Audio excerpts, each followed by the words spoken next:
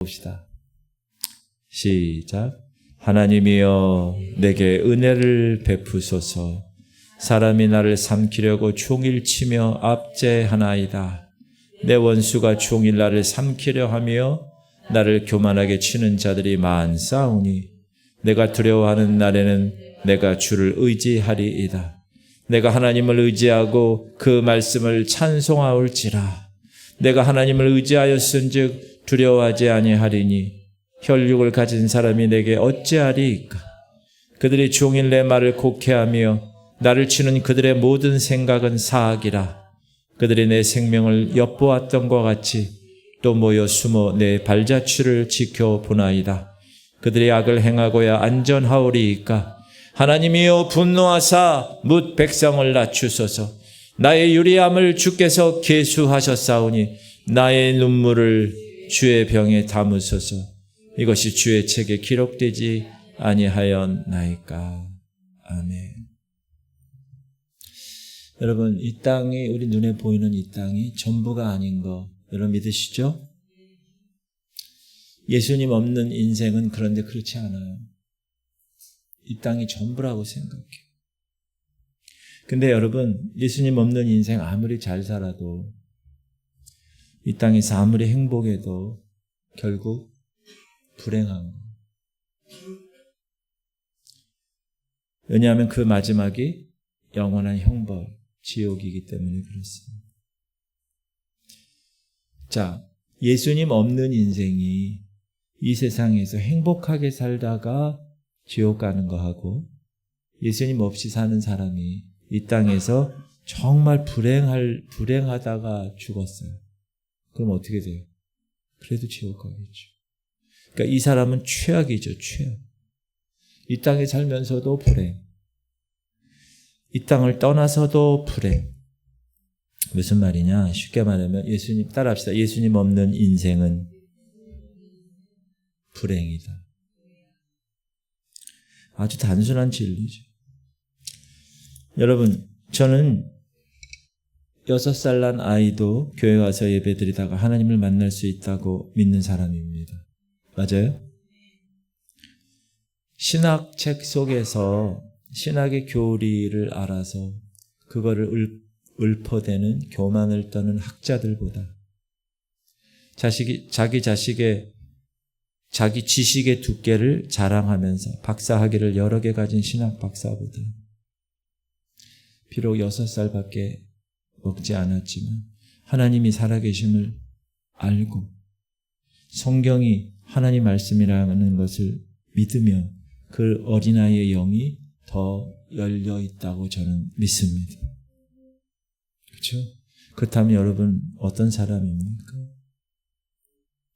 나는 정말 예수 그리스도를 바라볼 수 있는 내 영적인 감각이 지금 살아있는가?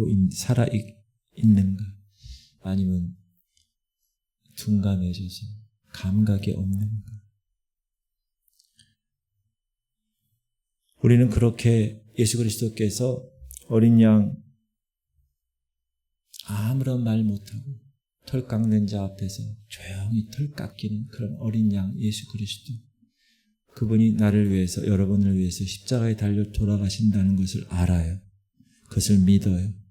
그런데 우리의 믿음이 너무 부족하니까 어떤 때는 안 믿는 사람처럼, 어떤 때는 이 땅이 전부인 것처럼 그렇게 살아갈 때가 있습니다. 예배 드리고 교회 다니고 신앙생활 하는 것이 대단한 희생을 요구하는 게 아니에요. 사실 이 시대에서 우리 믿음의 생활하는 거예요. 그러나 기본이 안 돼 있는 경우가 있습니다. 성도에게 있어서 가장 기본적인 게 뭘까? 특별한 게 아닙니다. 여러분, 성도들이 생각하고 취해야 될 가장 기본적인 게 뭔 것 같아요? 뭐냐 하면 영원한 것을 위해서 일시적인 이 땅의 것을 포기할 줄 아는 사람입니다. 이게 기본이에요. 아멘? 근데 우리는 그걸 못해요. 이 땅 것을 잡으려고. 그렇게 하지 못하는 사람이 너무나 많아요. 우리가 하나님 믿는다고 하는데 세상 사람들이 여러분 한 사람 한 사람을 볼 때 저 사람이 예수를 믿는 사람이야? 안 믿는 사람이야? 모를 때가 많아요. 직장 다니면서, 여러분 있는 그 일터 사업장에서.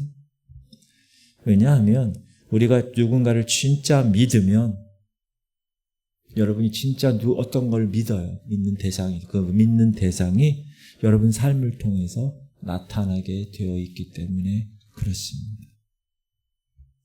나타나게 되어 있어요. 자동으로.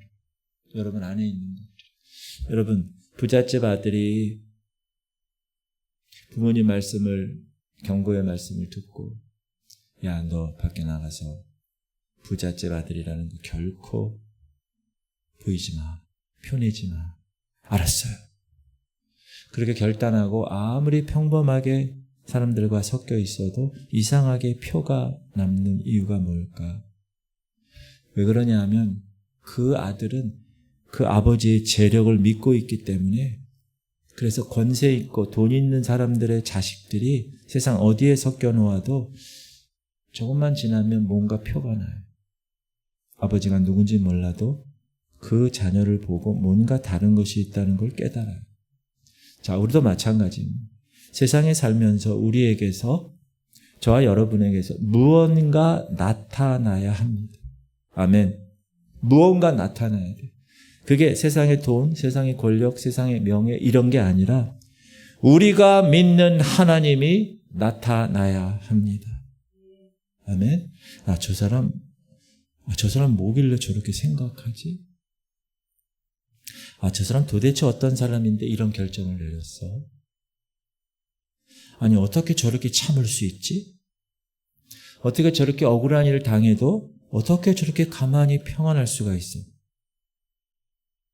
야, 어떻게 이런 상황에서 용서할 수 있지, 저 사람? 이런 것들이 우리의 삶에서 나타나야 됩니다. 그러면 세상 사람들은 자기와 그 다름을 우리에게서 발견하고 나서 우리를 통해서 예수 그리스도를 발견하게 된다는 거예요. 그게 우리 특히 한국 기독교에서 그런 것이 나타나지 않기 때문에, 실질적인 삶에서 그냥 교회에서 예배드리고 집사직분, 권사직분, 직분 얻고 살아가는 것 외에는 밖에 나가서는 그런 향기를, 그런 다름을 보여주지 않기 때문에, 그래서 우리 기독교가 지금 이렇게 사람들로 하여금 손가락질을 당하고 있는 것입니다.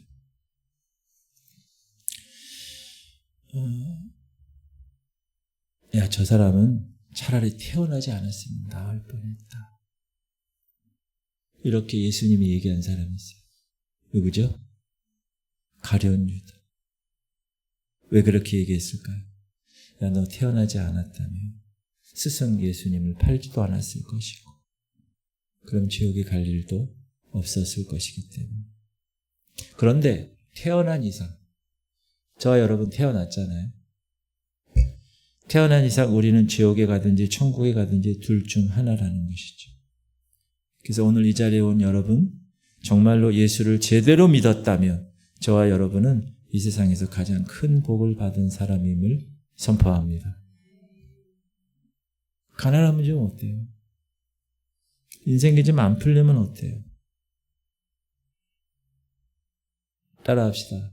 그런 것들은 몇십 년이면 다 끝납니다. 아무리 길어도 100년은 안 갈 겁니다. 오늘 이 자리에 오실 때 여러분 마음에 울음을 삼키고 이 자리에 오신 분도 있을 것이에요. 정말 여러분이 할 수 있으면 이 자리에 안 와요. 근데 여러분이 할 수 없기 때문에 이 자리에 온 거잖아요. 하나님이 살아계시다면 하나님을 믿는 자가 가장 복받은 사람인 거 꼭 기억하실 수 있기 바랍니다. 그분에게 기도하는 거예요. 그래서 인간은 평생 슬픔과 기쁨과 아픔과 즐거움을 같이 경험하며 살아갑니다. 그 사람이 어른이 되었고, 그 사람이 돈이 많고, 그 사람이 어떤 직위에 올랐다고 해서 그게 사라지는 게 아닙니다. 사람들 사는 걸 통계를 보면요, 웃는 날보다, 기쁜 날보다 우는 날이 더 많다고 통계가 나와 있습니다. 성경은 그래서 인생을 이렇게 정의합니다. 시작. 우리의 연수가 70이요 강건하면 80이라도 그 연수의 자랑은 수고와 슬픔뿐이요 신속히 가니 우리가 날아가나이다. 우리의 연수가 몇 살이라고요? 70. 저는 얼마 안 남았네요. 70년. 근데 강건하면 80이래요. 오 권사님 강건하시기 바랍니다. 제일 어르신이에요. 여기서. 한 나라의 왕조차도 자랑할 것이 없어요. 수고와 슬픔밖에 없어요. 여러분 재벌 총수들 보세요. 가족과 함께 밥 한 끼 제대로 먹지 못하고 그 돌아가는 거 그거 챙기느라고 잠이 부족해서 그냥 차 안에서 잠자고 있고, 그런데도 그런 사람을 부러워해요. 우리가. 여러분 주인도 수고하고 종도 수고하고 부모도 수고하고 자식도 다 수고합니다. 그러므로 만약 이 땅이 전부라면 우리 인생은 너무나 비참한 거죠. 왜요? 수고하다가 계속 수고하다가 죽는 거예요. 70, 80에. 그러나 거꾸로 생각해 보면 하나님은 우리를 그렇게 시시하게 만드시지 않았다. 우리는 영이 없는 동물처럼 그냥 시집가고 장가가고 먹고 마시는 존재로만 만들지 않으셨다. 하나님은 인간을 지으시고 하나님의 형상을 불어넣으셨다. 그래서 인간을 향한 첫 번째 계명이 뭐냐? 하나님을 예배하라는 인생을 여러분 한마디로 한 문장으로 제가 정리해 볼게요. 하나님을 예배하다가 하나님께 예배하러 가는 겁니다. 멋있지 않아요? 다시 반응이 별로 없네요. 제가 가로를 친 거, 이 땅에서 괄호 하나님을 예배하다가 저 천국에서 가로 하나님께 예배하러 가는 것이 인생입니다. 아멘. 사람들은 여러분 믿지 않는 사람들 예배하는 거 있죠? 하찮게 생각해요. 그러나 인간의 최고 영광은 하나님을 예배하며 살다가 죽은 다음 천국 가서 하나님 계속해서 영원토록 찬송하며 사는 것입니다. 그것이 우리 인생의 가장 복된 모습입니다. 아멘. 거기서는 찬양만 하는 거예요. 거기서는 목사가 필요 없어. 설교. 찬양만 하는 거예요. 거기서 저도 한번 멋지게 같이 찬양해요. 좋겠어요. 자, 오늘 본문 이야기를 들어갈게요. 오늘 본문은 우리가 아까 읽은 본문이 있죠? 여러분, 그게 어떤 상황에서 지어진 거냐면 지금 사울 왕에게 다윗이 쫓겨요.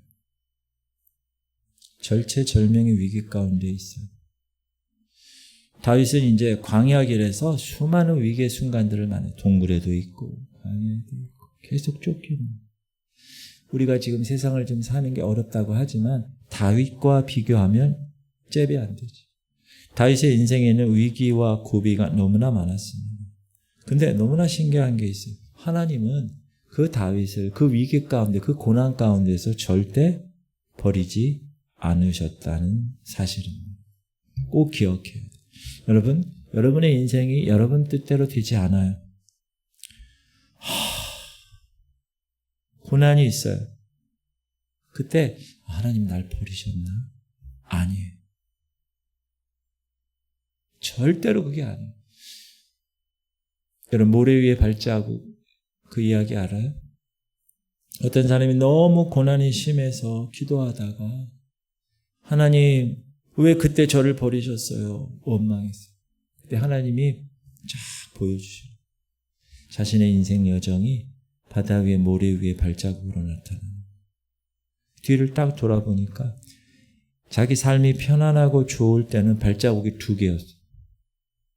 근데 자기의 인생에 풍파가 밀려오고 고난이 닥치니까 발자국이 하나예요. 그러니까 이 사람이 이렇게 생각하는 거예요. 주님, 왜 힘들었을 때 왜 주님 나를 떠나셨어요? 발자국이 하나밖에 없네요. 따졌어요. 주님이 뭐라고 대답하셨다고요? 자세히 봐라. 그 발자국은 네 발자국이 아니라 내 발자국이다. 네가 너무나 힘들고 어려울 때 내가 너를 안고 걸어갔노라. 아멘. 감동 있으세요? 이럴 때만 눈물을 흘려야 됩니다. 여러분, 주님은 여러분을 결코 떠나지 않으십니다. 여러분이 주님을 떠나면 떠났지. 주님이 베드로를 떠나셨나요? 아니에요. 베드로가 주님을 떠났어요. 주님이 가룟 유다를 버리셨나요? 아니에요. 전 그렇게 생각 안 해요. 주님은 가룟 유다에게 얼마나 많은 기회를 주셨어요. 마지막 밥 먹을 때, 야, 너희 중에 하나는 사단이야. 이 그릇에 손 넣는 자가 그놈이야. 다른 제자들은 뭔 뜻인지 몰랐어요. 근데 정작 가룟 유다, 그 악한 계획을 품고 있던 그 가룟 유다 그놈은 알아들었을까요? 알아들었어요, 걔는. 가룟 유다는 따라하세요. 가룟 유다는 몰라서 그 길을 간 게 아닙니다.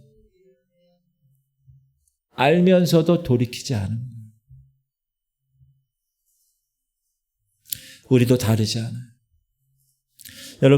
여러분과 제가 회개를 못하고 있는 게 아니라 안 하고 있는 거죠. 우리가 죄인 줄 몰라서 회개를 못하나요? 아니에요. 양심의 법이 있어요. 말씀의 법이 있어요. 찔린다고요. 그 법들이 우리 안에서 이미 호소하고 있기 때문에 내가 몰라서 회개를 못했습니다. 그 말은 성립되지 않아요. 잘 보세요. 가인이 누구를 죽였어요? 아벨을 죽였어요. 그리고 시체를 묻었어요. 그때 하나님이 가인에게 그 전에 야, 너 살인하면 안 돼. 이런 얘기 한 적 있어요? 없어요? 성경에? 없어요. 그런데도 가인은 동생 아벨을 죽이고 나서 자신이 한 일이 죄인 줄 알았을까요? 몰랐을까요? 알았죠. 그렇지 않았다면 왜 거짓말을 하겠어요? 내가 동생 지키는 자입니까? 내가 어떻게 합니까? 이 거짓말을 했잖아요. 우리도 마찬가지라. 몰라서 죄를 짓는 게 아니라 알면서도 회개하지 못하고 있는 것뿐이다. 가룟 유다도 마지막 결정적인 순간까지 자신이 스승을 팔기 직전까지 예수님께로부터 계속해서 이 언지를 받았어요. 야, 나와 함께 이 그릇에 손 넣는 사람이 나를 팔 사람이야.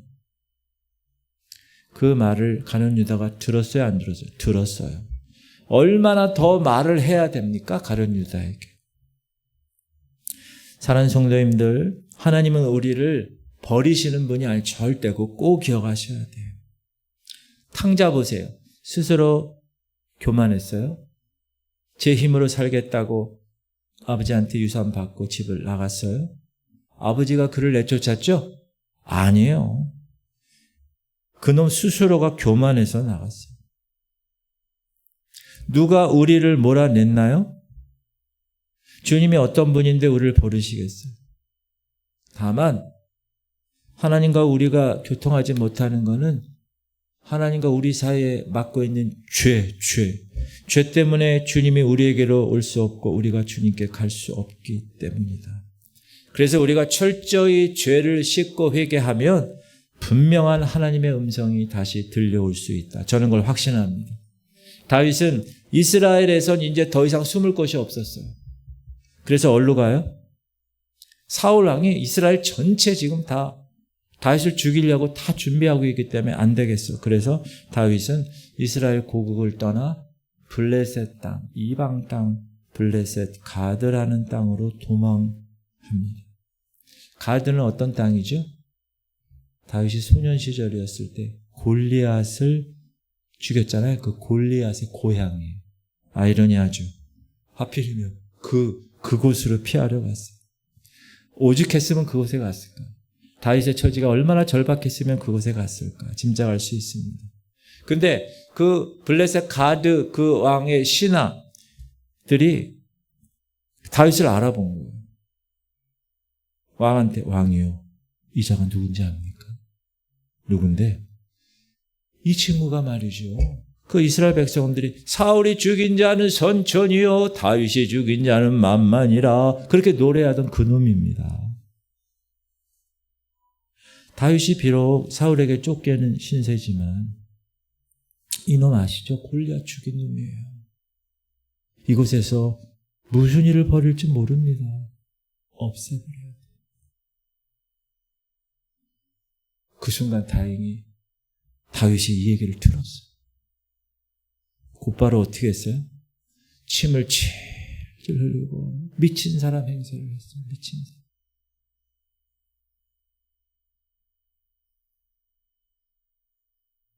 미친 사람 흉내를 못 내겠는지. 침을 좀 흘리고 아유, 누구셔요? 아유. 아기스 왕이 보고, 야, 이 자가 미쳤다. 내버려 둬라. 그래서 살아난. 겨우 목숨을 부지하고 그 상황에서 지은 시가 지금 읽은 시예요.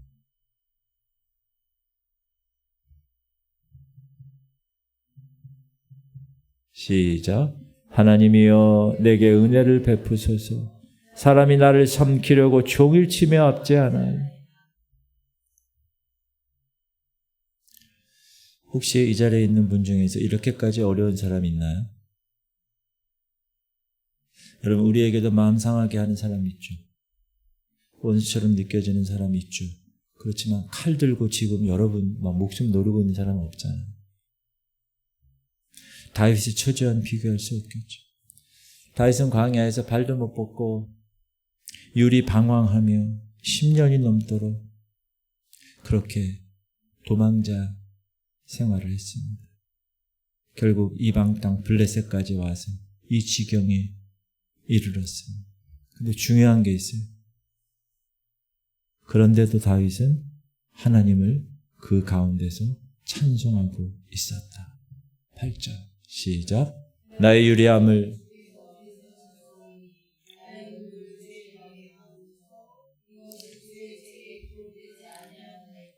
내가 광야에서 얼마나 도망다닌 것을 주님이 세셔서 내가 주님께 눈물 흘리며 기도했던 내 눈물을 주의 병에 담으시옵소서.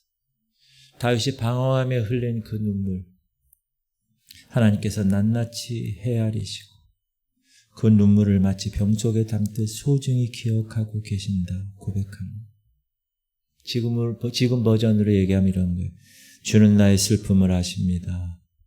내 눈물을 주의 병에 담아주세요. 나의 눈물이 주님의 책에 기록되지 않았습니까?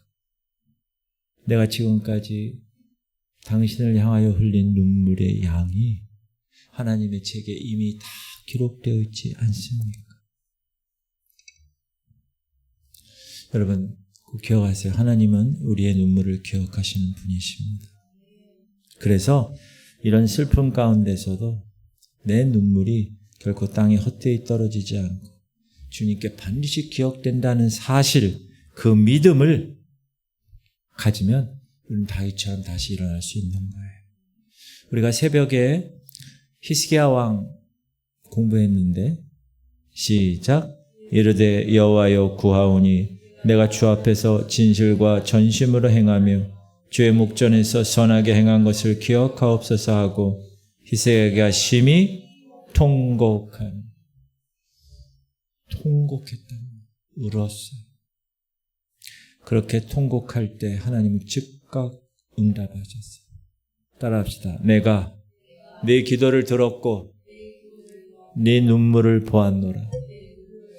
여러분, 하나님은 여러분의 한 방울 한 방울 흘리는 눈물을 반드시 보시고 기억하신다는 사실 꼭 기억하시기 바랍니다. 성경에 히스기야의 미소를 보셨다 그렇게 기록되어 있잖아요. 히스기야의 눈물을 보았노라. 시작. 눈물을 흘리며 씨를 뿌리는 자는 기쁨으로 거두리로다. 울며 씨를 뿌리러 나가는 자는 반드시 기쁨으로 그 곡식단을 가지고 돌아오리라. 여러분, 하나님이 그냥 그 이스라엘 지역에 농사 짓는 법 알려주려고 이렇게 쓰신 거죠? 아니에요. 울며 씨를 뿌린다는 것은 뭐냐 하면 울더라도 기도하는 사람을 얘기합니다.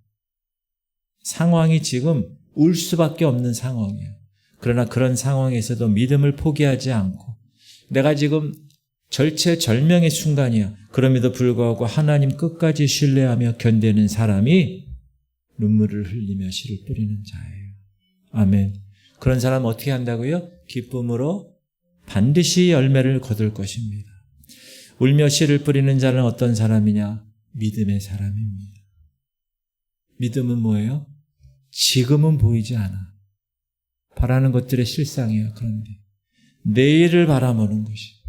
믿음은 지금 이 땅의 것이 아니라 보이지 않는 저 천국을 바라보는 것입니다. 믿음은 절망이 아니라 소망을 꿈꾸는 것이고 지금 죽을 것 같아. 그러나 하나님이 주시는 부활을 꿈꾸는 것이고 분명히 씨를 뿌리면 분명히 열매가 맺을 것을 알기에 농부는 봄에 울며 씨를 뿌릴 수 있는 것입니다. 여러분 시편을 이제 여러분 읽어보시면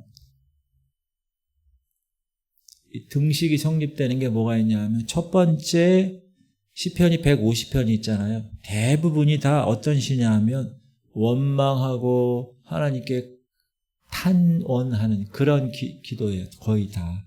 근데 대부분 어떻게 하냐면 처음에 시작을 하나님 어찌하여 나를 버리셨나이까. 저 원수가 나를 죽이려고 합니다. 지금 사방팔방에 다 적들입니다. 내가 견딜 수 없습니다. 이렇게 시작해요. 대부분이 다.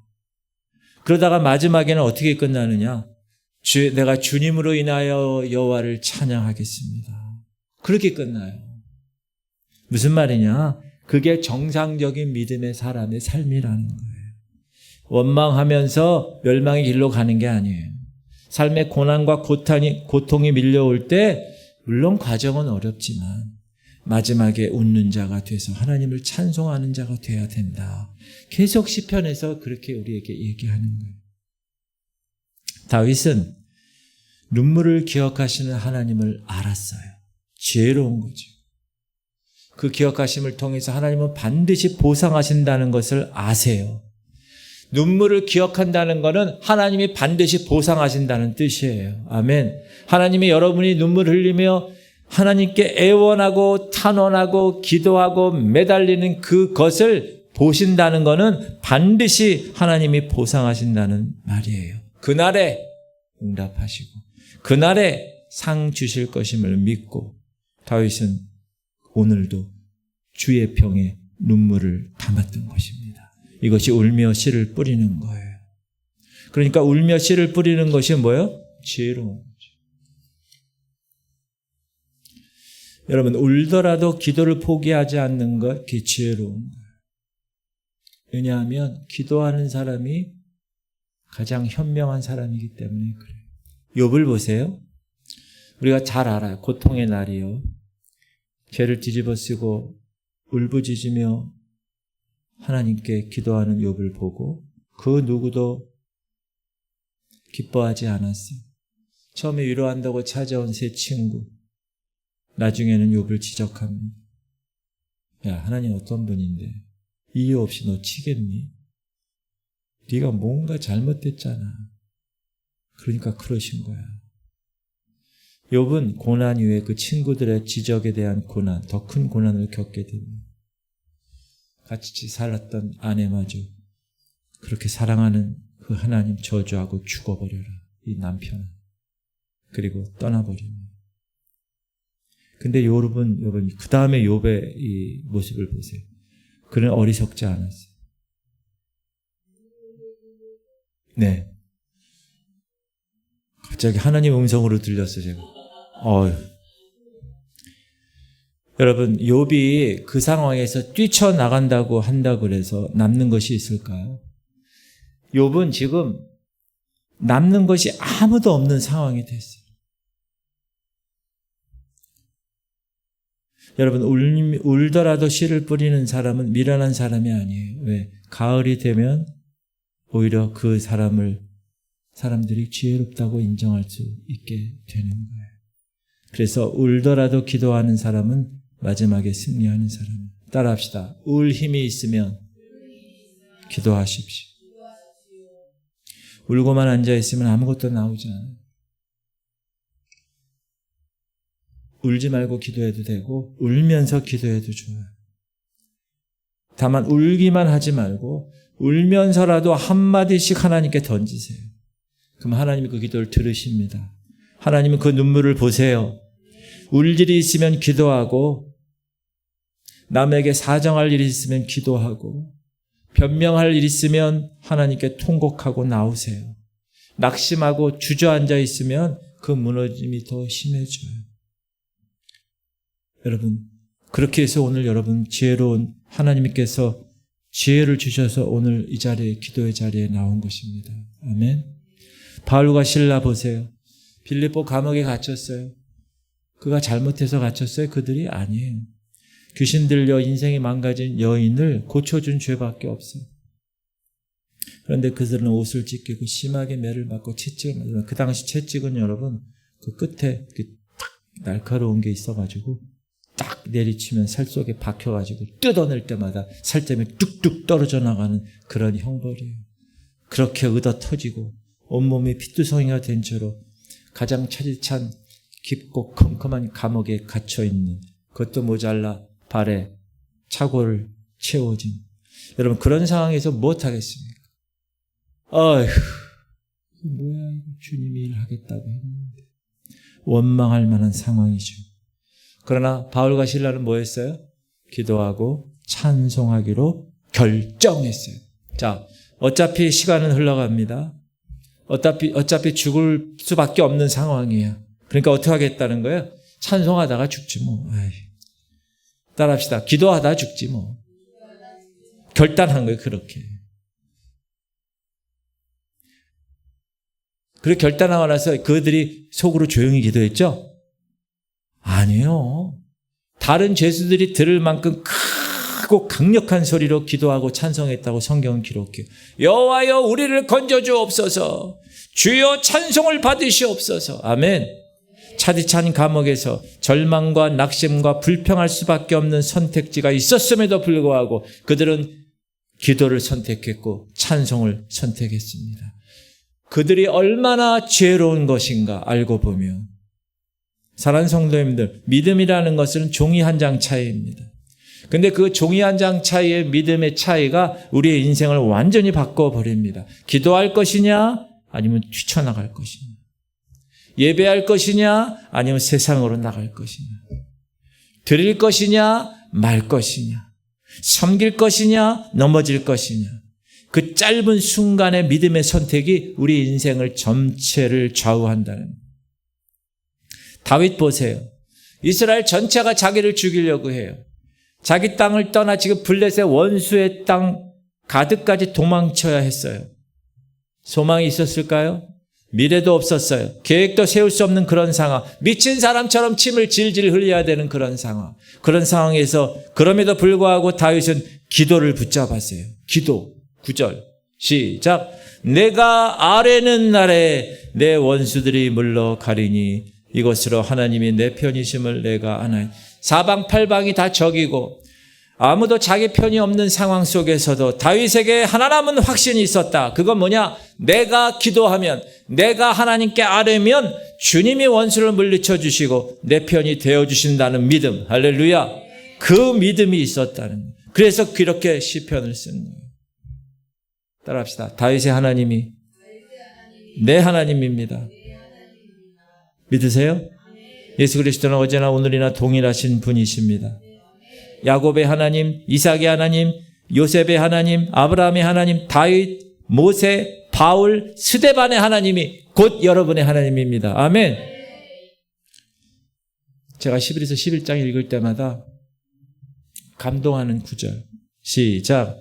또 어떤 이들은 조롱과 채찍질 뿐 아니라 결박과 옥에 갇히는 시련도 받았으며 돌로 치는 것과 톱으로 켜는 것과 시험과 칼로 죽임을 당하고 양과 염소의 가죽을 입고 유리하여 궁핍과 환난과 학대를 받았으니 이런 사람은 세상이 감당하지 못하느니라. 그들이 광야와 산과 동굴과 토굴에 유리하였느니라. 아멘. 성지순례 터키 갔는데 지하 도시를 가봤어요. 거기 가서 우리 무리들이 찬양했어요. 중간에 가장 큰 곳에서 거기서 예배 드렸다고 그럽니다. 그 땅 속에 그걸 다 파가지고 그 산소와 그 물과 또 음식과 쓰레기와 뭐 화장실 뭐 이런 거 있잖아요. 어떻게 그렇게 살았을까? 결코 남의 이야기로 쉽게 넘길 수 있는 구절이 아니죠. 이 순간 이들은 다 어디 있어요? 지금 천국에서 영원히 빛나고 있어요. 이름이 기록되어 있지 않아요. 그러나 믿음의 히브리서 11장에 같이 영웅으로 기록되어 있어요. 무명의 순교자들. 여러분 이 땅에 사는 동안 그들은 어떤 취급을 받았습니까? 가장 먼저 뭐라고 그래요? 36절에 조롱과. 여러분 조롱은 직접적인 육체적 고통은 없는 거잖아요. 그러나 사실 견디는 건 쉽지 않습니다. 여러분들 누구한테 조롱 받아봐요. 가만히 있나요 요즘? 그 운전하다가 뭐 이렇게 영상 같은 거 보면 막 이렇게 깨니까 차로 들고 와서 막 박더라고. 무식한 사람들이 많아요 요즘.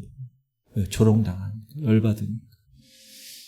근데 그 당시는 다른 게 아니라 예수 믿는다는 이유로 빈정거림을 당해요. 예수 믿는다는 이름으로 자녀들 결혼 과정에서 혼산말이 오고 가다가 예수 믿는 사람은 안 된다 하는 한마디에 관계가 끊어지는, 조롱당하는 거예요. 그거. 기도하고 있으면 밥 넣고 기도하려고 그러면 와서 아이고, 무시하는 시선을 보내는, 이게 조롱당하는.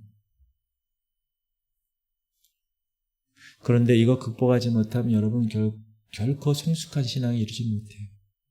자, 조롱을 넘으면 시험이 기다리고 시험을 넘으면 궁핍이 기다려요. 여러분 예수 믿는다는 이유로 가난하게 사는 삶, 예수님 믿는다는 이유로 취업이 거부당하는 세상이 이제 앞으로 올 수도 있어요.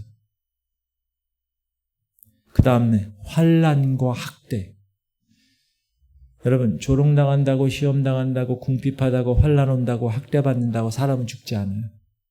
그 다음 단계, 광야와 산과 동굴에서 짐승의 가죽을 입고 유리하는 것. 이게 뭐냐면 지하 도시에 살다가, 왜? 밖에 나오면 죽으니까. 살다가 옛날에 밖에서 살았던 것이 그렇게 그리워. 그래서 밖에 한번 나와보는 거야, 밤에. 근데 그때 딱 모습으로 나오면 사람이라는 거 아니까 들키면 죽잖아요. 그러니까 양과 염소, 짐승의 가죽 같은 걸로 이렇게 위장해가지고 한번 밖에 나와서 아휴, 세상 공기 한번, 밖에 공기 쐬보고 다시 들어가는 거예요. 그렇게 살았다는 거예요. 믿음을 지키기 위해서. 광야와 산과 동굴에서 짐승의 가죽을 입고 유리하는 거예요. 그리고 나서 그 마지막 그래 뭐라요? 돌에 맞아 죽고, 톱으로 켜서 죽고, 칼로 배임당해 죽었어요. 여러분 스데반 집사님 돌에 맞아 순교하셨어요. 사도 야고보, 세례 요한 목이 잘렸어요. 사도 바울 참수형 당했어요. 사도 요한 끓는 기름가마에 던져졌어요. 근데 하나님의 기적으로 살아남았어요. 요한은. 그래서 반모섬에서 계시록을 받고 그 사명을 마친 후에야 세상을 떠났어요. 베드로 어떻게 했어요? 십자가에서 죽으려다가 제가 감히 주님과 같은 방식으로 죽을 수 없습니다. 저는 거꾸로 매달아 죽겠습니다. 그렇게 해서 거꾸로 죽었어요. 이런 핍박의 역사는 여러분 성경 속에서만 머무는 것이 아니라 2000년 기독교 역사 속에서, 또 우리나라 기독교 역사 속에서도 계속되었습니다. 제가 사진을 못 넣었는데 서울 마포구 합정동 가면 홍대 거기 가기 전에 제2한강교 딱 건너자마자, 양화대교죠 지금은. 양화대교 건너자마자 오른쪽에 절두산이 있어요. 절두산.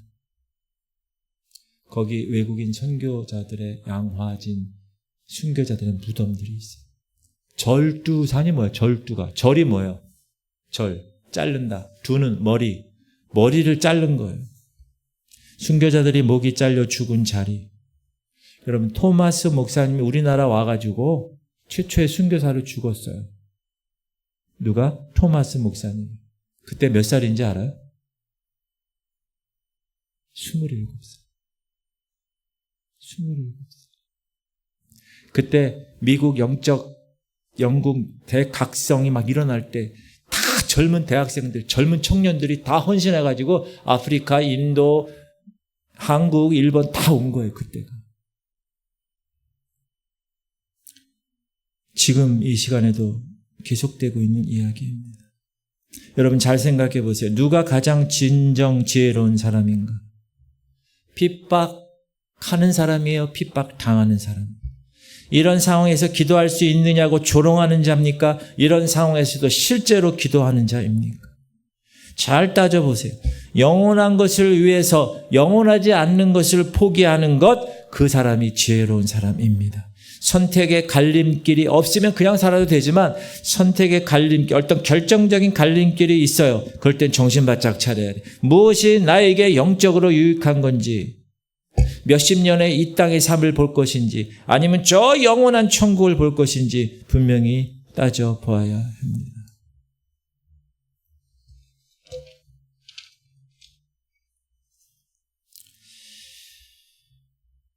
세상이 감당하지 못할 믿음.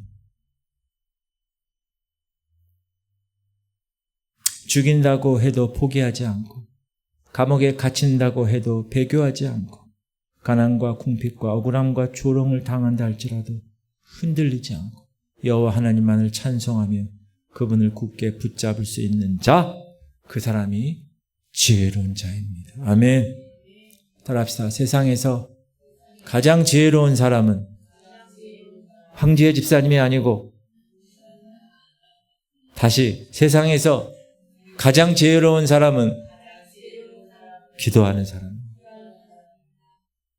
황지혜 집사님 좋겠어요. 계속 이름이 지혜라. 기도하는 사람이, 여러분, 기도하는 사람. 왜 그러냐? 왜 울더라도 우리가 기도해야 되느냐? 따라합시다. 기도 외에는 달리 방법이 없어요. 여러분이 지금 붙잡고 기도하는 제목들이 있죠? 그거는 대부분이 다 세상의 방법으로는 해결할 수 없는 거예요. 세상의 방법으로 해결될 수 있으면 어떻게 해요? 애초에 기도하지 않아요. 오늘 우리가 하나님 전에 나와서 지금 기도하겠다고 왔잖아요. 이거는 내가 감당할 수 없는 짐을 지고 있기 때문에 그런 거예요. 돈으로도 안 되기 때문에, 능력으로도 안 되기 때문에 하나님께 나온 거예요. 아멘. 근데 그런 사람이 가장 지혜로운 사람이라니까요. 다니엘 생각해 보세요. 왕이 30일 동안 어떤 신에게도 기도하지 말아라 조서를 내렸잖아요. 다니엘의 선택은 타협하거나 혹은 30일 지나고 나서 기도할 수도 있었어요. 그럴 수 있죠. 근데 다니엘은 하나를 양보하면 계속 양보해야 되기 때문에, 그러면 나중에 멸망에 이를 수밖에 없다는 걸 알았기 때문에 처음부터 타협하지 않았어요. 왕의 명령을 어기고 오히려 이 위기를 뚫고 더 기도했어요. 더. 따라합시다. 기도를 금지당했는데 기도로 승리했습니다. 너무 멋지지 않아요? 기도를 못하게 했는데 기도해서 이겨냈어요. 할렐루야. 12해 동안 혈류증을 앓았던 여인도 마찬가지. 그 병 고치려고 재산 다 탕진했어요. 좋다는 의사 다 만나봤어요. 온갖 방법 다 시도해 보았어요. 아무 소용이 없어요. 모든 길이 막혔을 그때 예수님이 오셨다는 소식을 들은 거예요. 그래서 따라합시다. 다른 길이 없었기 때문에 주님 앞에 나온 거예요. 여러분, 울더라도 씨를 뿌려야 하는 이유가 이런 거예요. 다른 길이 없어요, 지금. 여러분 자녀들 세상으로 나간 거 여러분이 암만 해봐야 돌아옵니까? 안 돼. 그러니까 여기 나와서 기도하는 거잖아요. 울더라도 기도하고. 씨 뿌리지 않으면 뭐 하겠어요? 세상은 결코 진정한 도움이 되지 않습니다. 우리가 잘 아는 말씀이죠. 시작. 내가 산을 향하여 눈을 들리라. 나의 도움이 어디서 올꼬? 나의 도움은 천지를 지으신 여호와께서로다. 아멘. 여러분, 왜 산을 바라봅니까? 내가 산을 향하여, 왜 산을 향하여? 산에서 도움이 오니까? 아니에요. 산에서 도움이 어떻게 와, 산에서. 왜 산을 향하여 지금 바라본 거예요? 그 산을 만드신 하나님으로부터 도움이 오기 때문에. 아멘. 그래서 산을 향하여 눈을 드는 거예요. 사람에게서 도움이 오는 것이 아니라 그 사람을 만드신 하나님으로부터 도움을 받는 거예요. 우리는 달리 방법이 없어서 기도하는 거예요. 오늘 여러분이 갈 데가 없어서, 달리 방법이 없어서 이 자리에 기도하러 오셨다면 여러분은 살아날 수 있습니다. 여러분은 응답받을 수 있습니다. 회복의 길이 준비되어 있습니다. 주님이 그 답이 되어주실 줄 믿습니다. 예수님 제자들 보세요. 주님은 승천하면서 기다려. 다른 보혜사 내가 줄게. 기다려. 그 약속만 남기시고 떠났어요. 그들이 할 수 있는 다른 일이 아무것도 없었어요. 기도밖에. 그래서 그들은 오순절 마가다락방에서 기도한 거예요. 그런데 할 일, 그 기도밖에 달리 방법이 없어서 기도했는데 기도하니까 성령이 임하고 세계 역사가 바뀌었어요. 여러분, 남의 이야기로 듣지 마십시오. 오늘도 도저히 길이 없어요. 다른 방법이 없어요. 기도밖에는 달리 할 게 없어요. 그래서 여러분 여기 오신 거예요. 아멘. 그러니까 기도하시는 거예요. 오늘부터, 지금부터 기도하는 거예요. 우리에게 필요한 것이 뭐냐? 결단입니다. 결단. 무슨 결단? 낭망한 시간에 기도하기로 결단하는 거예요. 염려할 시간에 기도하기로 결단하는 거예요. 아멘. 절망할 시간에 기도하기로 결단하는 거예요. 불평할 시간에 기도하기로 결단하는 거예요. 어떤 상황이 오더라도 나는 달리 할 게 없어. 기도밖에. 여러분 죽는다면 기도하고 죽어버리세요. 망했다면 그 망한 자리에서 기도하는 거예요. 안 될지라도 기도해 보는 거예요. 그러면 마지막은 반드시 천국입니다. 아멘. 마지막은 마침내 응답받는 그 순간을 여러분이 두 눈을 통하여서 보게 될 것입니다. 성경은 의인의 자손은 걸식함을 보지 못했다. 성경은 기도하는 부모의 자식은 망하지 않는다. 아멘. 여러분 성경학교 이제 다음 주예요. 여러분이 자녀들을 위해서 기도하는 것 절대 자녀들이 망하지 않아요. 아멘. 기도하는 나라, 지금 이 나라의 중보자들이 얼마나 많은지 몰라요. 우리가 알지 못해서 그렇지. 우리나라는 망하지 않습니다. 우리나라는 사회주의로 가지 않아요. 기도하는 교회는 망하지 않습니다. 우리 교회는 기도하는 교회임을 선포합니다. 기도하는 인생은 절대로 망하지 않아요. 할렐루야. 여러분, 기도 외에 더 좋은 방법이 있다면 저에게 알려주세요. 제가 설교 취소하고 다시 얘기할게요. 그러나 다른 방법은 없어요. 죽더라도 기도합시다. 아멘. 죽더라도 기도하면, 따라하세요. 죽더라도 기도하면 죽지 않습니다. 여러분이 이 자리에 오신 것 자체가 정말 지혜로운 선택을 하신 거예요. 오지 않을 이유가 많았을 거예요. 수많은 이유가 있었을 거예요. 그럼에도 불구하고 여러분의 인생의 선택길에서 여러분은 하나님을 선택하셨습니다. 아멘. 그러니까 오늘 그냥 육체로 이곳에 왔다가 빈손으로 돌아가지 마세요. 우리 마음과 눈물을 다 쏟아서 하나님께 부르짖는 거예요. 그러면 우리가 흘리는 눈물 아래 눈물. 여러분 눈물 흘리면서 오늘 기도해 보세요. 주님께서 그 눈물을 병에 담아 기억하신대요. 아멘. 애통하는 기도, 절실한 부르짖음을 들으신다는 거예요. 기억하신다는 거예요. 여러분이 오늘 이 자리에 와서 하나님 제 이 문제 달리 방법이 없어서 나왔습니다.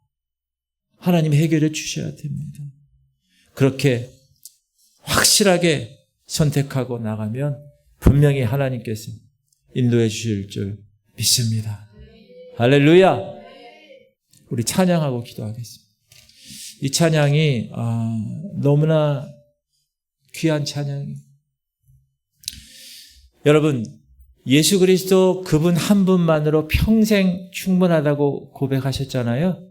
오늘 기도하면서도 그 고백을 하세요. 하나님, 내 평생 주님 한 분만으로 충분합니다. 할렐루야. 기도하시겠습니다. 찬양하고 나서